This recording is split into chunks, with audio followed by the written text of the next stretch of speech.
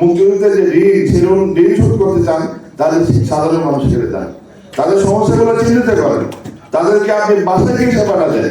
আমাদের এই বিষয়ে খুব সতর্ক থাকা উচিত যে আমাদের মুক্তিযুদ্ধের যে চেতনা, এটা কেউ যাতে বিক্রি করতে না পারে। এটা বিক্রি করে এই দেশ থেকে বিদেশে সম্পদ পাচার করবে আর আমার দেশের লোকজন কষ্ট করবে, এটা আমরা মেনে নিতে পারবো না। আমরা পরবর্তী প্রজন্ম এটা কোনোভাবে গ্রহণ করতে পারবো না। আমার যে কষ্ট লাগে, খুবই কষ্ট লাগে। আমি যখন দেখি মাত্র কয়েকদিন আগে একজন মহিলা লিখছে আমাকে একটা আবেদন যে আমি বৃদ্ধা মহিলা, আমি আপনার পলিথিনের ঘরে বসবাস করি। এই সময়ে স্বাধীনতার 54 বছর, যেখানে বিগত 54 বছর আমরা উদযাপন করছি, জেলা পরিষদকে একজন মহিলা লিখছেন যে আমি পলিথিনের ঘরে বসবাস করি, বস্তা করে আছে, আমার কম্বল নেই। এটা কি সহ্য করার মতো? এই জন্য কি আপনারা রক্ত দিয়েছেন? নট রিয়েলি, আপনারা এই জন্য রক্ত দেননি। আমরা এটা থেকে মুক্ত হতে চাই। এটা হচ্ছে আমাদের অসচেতনতা। আমরা যারা সরকারি দায়িত্বে আছি তারা সঠিকভাবে নিশ্চয় সঠিকভাবে দায়িত্ব পালন করছে না।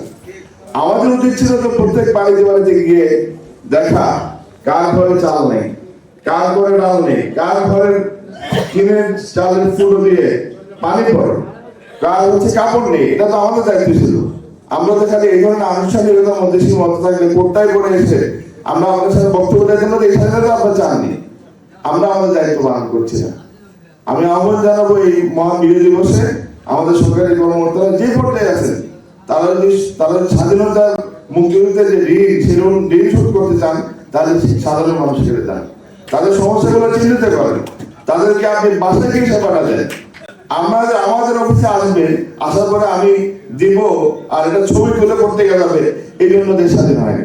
সুতরাং এই জায়গাতে আমাদের ফেরত আসতে হবে আজকে। আর এই যে দুর্নীতির কথা যেটা বলছি আমরা, এটা অবশ্যই আমরা দুর্নীতি নিরোধ করতে হবে। এই ব্যাপারে আপনাদের সহযোগিতা চাই। যারা চিহ্নিত দুর্নীতিবাদ, সেটা আমার অফিসে হোক, যে কোনো অফিসে হোক, আপনারা চিহ্নিত করেন, করে তাদের ছবিটা নিয়ে রাস্তার উপর দিয়ে দেন, এই লোকগুলো আছে দুর্নীতিবাদ। এই দুর্নীতি আমাদের দেশের প্রতিটা অর্জনকে ধ্বংস করে দিচ্ছে।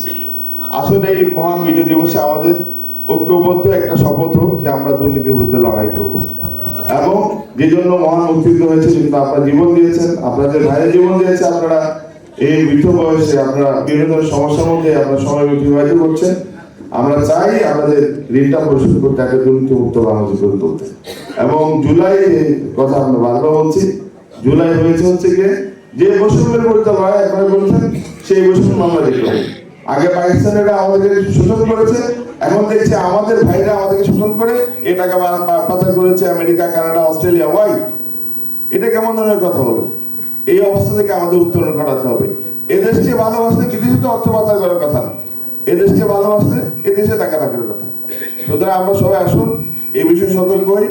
আরেকটা অনুরোধ করবো, সেটা হচ্ছে গিয়ে আমরা যদি ঐক্যবদ্ধ না থাকি, তাহলে আমি যেটা বললাম, দেশ কিন্তু হচ্ছে গিয়ে এখন কিন্তু হচ্ছে গিয়ে ফিজিক্যালি কোনো দেশ কোনো দেশকে দখল করে না, ইন্টেলেকচুয়ালি দখল করে, ইকোনমিক্যালি দখল করে। আমরা ঐক্যবদ্ধ না হলে কি হবে? বিদেশিরা সুযোগ নেবে বারবার। কারণ এই দেশ হচ্ছে গিয়ে সুজলা সুফলা শস্য শ্যামল, এখানে যে ফসল ফলে, এখানকার মাটি, এগুলোর দিকে আমাদের চোখ আছে। শুধু আমাদের ঐক্যবদ্ধ হতে হবে এবং ছোটখাটো যে ভেদাভেদ গুলো আছে এগুলো ভুলে যেতে হবে। আপনাদের কাছ থেকে আপনারা সবাই হচ্ছে কি সাধারণত ম্যাক্সিমাম সাধারণত আপনাদের কাছ থেকে আমরা এগিয়ে প্রত্যাশা করি। আপনারা সবাই আজকে আমাদের বিজয় দিবসের যে আপনাদের জন্য যে ছোট্ট একটা আয়োজন, আমরা খুব, আমি পার্সোনালি সন্তুষ্ট না এটা নিয়ে।